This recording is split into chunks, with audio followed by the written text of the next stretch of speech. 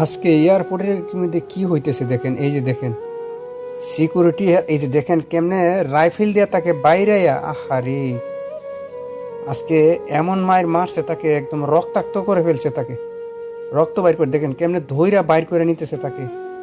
CC ক্যামেরায় কিন্তু সবই দেখা যাচ্ছে। এই ঘটনাটা খুবই দুঃখজনক একটা ঘটনা।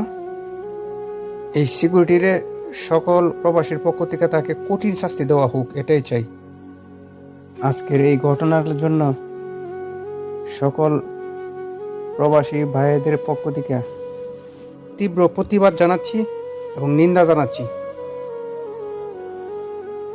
সুষ্ঠু তদন্ত করে ওই সিকিউরিটি বা এই যে নিরাপত্তা বাহিনী, এই যে দেখেন কি মারামারি করতেছে, আবার তাকে সব সিসি ক্যামেরা কিন্তু সব দেখা যাচ্ছে।